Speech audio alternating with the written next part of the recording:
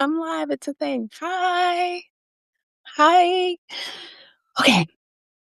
This is my first Substack Live, and I'm unsure of the tech. And I'm going to start this live actually in a way that I plan to start no other lives on this platform. And it's simply because it's my first. So if you're seeing this, bear with me.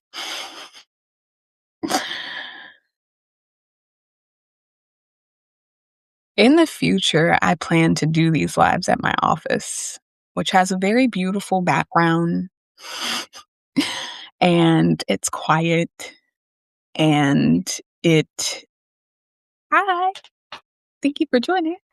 It's quiet. It is more of the aesthetic that I feel like, or my brain is telling me you should have when one goes live. And I'm showing up anyway, despite all of the reasons that my head is telling me, oh, you shouldn't. I'm doing it anyway. So I went through the procedure that I'm going to, or the process that I'm going to go through when I do these lives, which is I microdosed earlier today. I microdosed psilocybin, which is the active component in magic mushrooms. And that's a medicine that's very near and dear to my heart, especially after I went through a clinical trial back in 2022 that actually healed my depression. That's the belief that I have. And it really was the catalyst for what a lot of people are calling my awakening journey, if you will. And so today's live is happening because I said I'd show up. Last week, I had to refamiliarize myself with microdosing and how that impacts my body. And so it wasn't in flow for me to show up live while going through that transition. But today, I microdosed the microdose synesthesia and everything that happens when you first take it, especially on an empty stomach, kind of dissipated. And actually, in the middle of me navigating that transition at 11:05, because it's 2:31 right now. At 11:05 this morning, I had a download that I was like, "Oh, this seems like perfect thing to talk about on a live," because I didn't know what I was going to talk about. I just knew that I was going live today. And two things. The first thing I wrote down was knowing the reason doesn't make you less irritable. And that actually was an insight that came after the first insight, but I wrote it down first for a reason. The second thing I wrote down was, is this where that too much of a good thing conditioning comes from? And then I wrote a little arrow, which had snow days. Taylor, my 8-year-old, my beautiful Manny Jen, 5'2" 8-year-old, has been loving, the two line has been loving hermiting away in the snow. And so, like a lot of kids right now, in my area at least, because I'm in Maryland, a lot of kids right now have just had a week off from school. And today they were supposed to be there, was supposed to be a 2-hour delay. And then they were like, ha, just kidding. No school. Deal with it, parents. And we pray that there's school tomorrow. And it got me thinking about snow days because Taylor's all excited. Oh my gosh, we just got a week off from school. Like, this is awesome, snow days. And Dre and I took the opportunity to just bring into her awareness. I don't know if it's a reminder because that implies that she already knew this to be a concept, but just brought into her awareness that you having a week off from school right now means that in the summer when you want to be doing fun things in the sun, they got to make up these snow days somehow. And I could just tell because Taylor is emotionally defined. I could just tell and sense the disappointment that started to set in of like, wait, but I thought this was a good thing. And now you're telling me it could potentially be a bad thing in the future.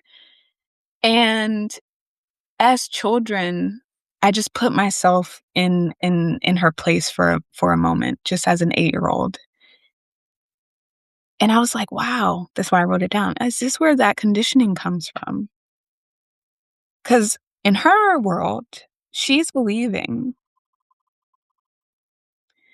in her world, she's believing that this is awesome, that I don't have to go to school, the thing that stresses me out, the thing that I feel like I have to live up to projection, because she's a 5 line, so she lives in a projection field. I don't have to live up to other people's, like, expectations, like, I'm thinking about all of this. And so, like, just imagining the reaction of, like, "Wait, but this could be bad? Like, something good right now that feels good, that I'm enjoying right now could somehow hurt me in the future?" And I didn't even try to spend a lot of time getting her to understand that concept once that insight landed, because I'm not sure that's an insight or a way of thinking that I want to metabolize in her as a human. Um, so it gave a different perspective, and I'm curious if you have noticed, even in just me sharing this story, any sort of aha or ping or download or insight, whatever language you wanna put to it, if some of that could be true for you. Could that be the origin story of too much of a good thing? Like, that thing that we all believe culturally, like, "Oh, you better watch out." Like, it promotes this state of hypervigilance in relation to good things happening. And something that I was engaging with as learning material, just yesterday, was reminding me that as human beings, our natural state is bliss. So, do you see the conundrum in that? Our natural state is bliss. And we are designed to attract good things, to attract the things in our life, the people in our life, to move us towards our purpose. And when we're doing those things, when we're attracting those things, it feels good. This narrative of hypervigilance makes us be like, "Wait, hold on. Is it too good?" And I challenge that. I'm actively going to challenge that, because if it feels good, if you're walking in alignment with your purpose and who you were designed to be, the soul curriculum that you chose, right? This is another live conversation for another time, but, like, we chose this. Some people believe that they did not choose this, that they were just kinda plucked from obscurity and things just are kinda happening, but, like, we chose this. We chose our parents. We chose the life lessons, trauma, depending on what day it is. We chose the life lessons that helped us become the person who we are, with our insights, with our just, I don't even have words right now.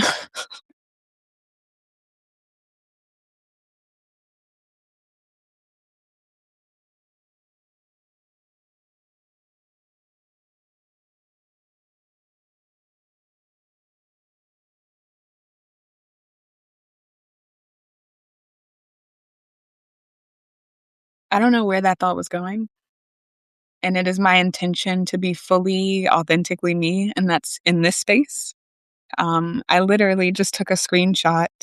Time is very important to me, and you will start to notice that about me, especially as I continue to do more lives, as you get to know me through my writing. Um, at 1:46 today, because I play this fun game with the quantum human design gates. And at 1:46 today, which I know the 1 is around self-expression and the 46 is around embodiment. Um, I'm still studying the exact gates, memorizing them and things, but I know the essence of each one. I saw a notification from Substack. I think this was just Substack writing an article to get us to show up more on this platform. I don't know. I haven't clicked it actually. It's still a notification. But I saw it at 1:46 and it said on Substack, Substack is your corner of the internet. And that really resonated with me because Substack is kind of new. It's People are still learning it. It reminds me of a five line or a projector. It lives in a projection field because people don't know enough about it to actually know how it works. They're adding things all the time. And even with all that, I felt a resonance to be on this platform. So for me to see on the day that I decided to go live, even though I didn't know what I was going to say, even though I'm not in the setting that I want to be, I took that as motivation. If it's my corner of the internet, then I can be me here. And sometimes that me with an open ajna and 61 defined in a undefined head loses train of thought. So I'll just be very transparent with that. But the essence of what I really wanted to share today was, oh, this brings me back to the first point. This is why we write things down. It brings me back to the first thing that I wrote down, which was knowing the reason doesn't make you less irritable. If you can identify with snow days in school, like the school system being a part of your conditioning around believing that there can never be too much of a good thing, if that's a part of your conditioning narrative, knowing the reason now that I've kind of brought that connection together, knowing the reason doesn't make you less irritable, right? Because you're still dealing with the years of programming and patterning that has convinced you that there can ever be too much of a good feeling, too much of a good thing. Hi, Christina. I'm very excited to get back on Insight Timer so that I can see your track. I took a break there. I'm so happy to see you in this space.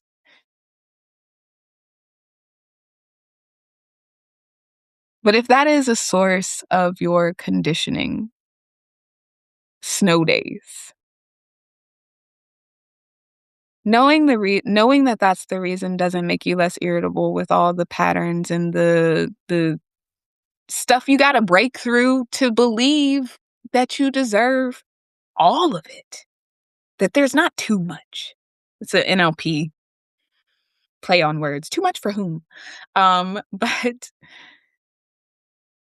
what it does do doesn't make you less irritable. What it does do is it makes you aware. And once you have awareness of where a pattern or conditioning comes from, if once you have awareness around how you can navigate away from that or mitigate that pain or even, with tools like emotion code and hypnosis and as a part of my neurolinguistic programming certification, it came with hypnosis and get this because I have to slow down every time I say it, trauma informed timeline therapy based techniques. Because technically, I can't say that I do timeline therapy because I'm not a therapist. So I have to say it in that way very slowly every time to make sure that I'm not, with my five line, creating expectations or projection field that I then can't live up to. Um, but that awareness, it gives you energy. I don't know why I was gonna try and find words to gives you energy to create change, to transmute it if it's negative, or if it's positive, and this is a judgment, which I'm releasing judgment, and you'll experience me going through that process as a five line with language of releasing judgment, good or bad, from my language. But for the purposes and language that I'm currently working with, once you have awareness of that pattern or that conditioning or that problem, as we label it in our culture,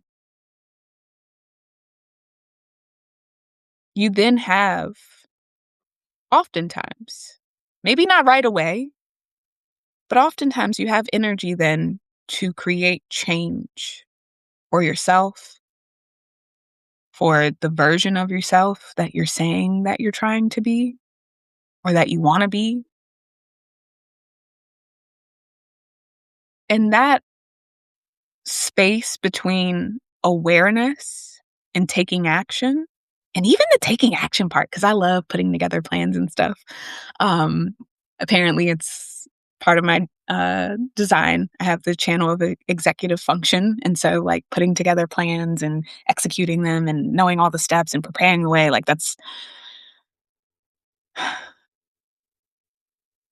it is one of my favorite things recently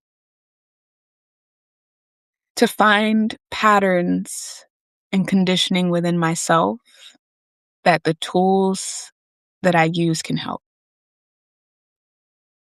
And so, even though it may feel uncomfortable, being on the threshold of who you were being, who you were programmed to be, and the possibility of what could be, it's a little discomfortable. Discomfortable? What are words? It's a little disconcerting and uncomfortable, I think is what was trying to come out at the same time in excitement. And the reason why I'm excited is because that's exciting. People are like my grandmother, my grandparents actually, it's beautiful manifestors that they were, God rest their souls. They had this saying of, "You don't go to the doctor because they're gonna find something wrong." Well, if you tell yourself most of the time I go to the doctor, it's just to 1, because 'cause we're told we should go to the doctor every year, so it is a should. And 2, for me, it's I'm not looking for them to find anything wrong. Especially when I go to a physical, like, I feel like I've been taking care of myself all year, that I've been nurturing myself, that I've been feeding my body the right things, and so when I go to the doctor for my physical, it's to see how much alignment on paper I am with what I feel like I'm doing with my routines and my rituals every day.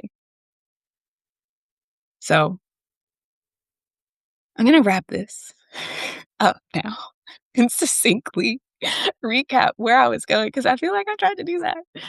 And, just say that awareness is a beautiful thing, and it is my intention to come on this platform every week, on Monday preferably. I'm still feeling into what that is, but every week, I plan to come here and to share some things that have come into my awareness, insights, downloads, ahas, funny stories, maybe even card pulls from time to time that have created awareness in me that I feel as a five line compelled to share. Even with my open throat, it's like, no, this is something that needs to be said for the collective. It also helps that it heals me to say it out loud because it helps me move the energy and not just be all caught up in here in my open ajna. So thank you. That is all I have for this week. I'm really proud of myself for doing the thing, even though I had so many reasons telling me why I shouldn't. And thank you for the 4 souls who joined me live during this Substack stream. I'm really appreciative. I even love the hearts that I saw in the little chat. So it feels good to know at least how the platform works. And now it makes it easier to show up because I've already done the thing. Thank you, Carrie. I appreciate you. Thank you, Christina. Oh, I can do it too. I can heart you guys back. Look at that. Okay. I'm now playing with technology. And I'm going to go ahead and end the yes, Carrie, show up. Actually, before I went live on here, it did ask if I could invite people. So maybe that can even be a thing. It's like we can plan to like have combos sometimes. That would be fun. That would be fun. Okay. Thank you for being here. I'm going to hit end on the live stream and I will continue to see you this week if you're coming tomorrow. Transformational Tuesdays is happening at 12 p.m. Eastern. So I definitely 10 minutes to shower.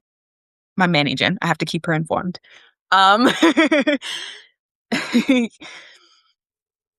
Tomorrow we have Transformational Tuesdays happening at 12 p.m. Eastern. It is a free space that I hold where it's literally connection based. So, and it's in flow. So we'll have soulful conversations. We'll have some gratitude. We do a card pull. Make sure you come through. Wednesday, I will be dropping the transit report that I do. So as you know, I talk about human design a lot and your chart doesn't change.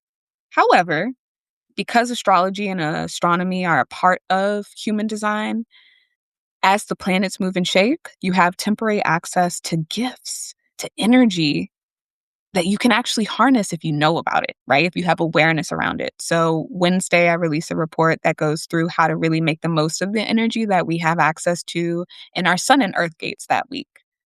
Thursday is left intentionally quiet on this platform because we need integration. And then Friday is when I release my paid Substack post. And the weekend is kind of for like whimsical things that I have been working with that I want to create a paid post for. So that's kind of the rhythm. Streams on Monday. Tuesday, come be in the room with me on Zoom live at 12 p.m. Eastern. Wednesday, the transit report drops. Thursday, intentionally left silent for integration. Friday is the paid Substack posts. And then Saturday and Sunday are just bonus insights whenever they drop. So thank you for being here again. Please have a wonderful week, day on purpose, and I will see you soon.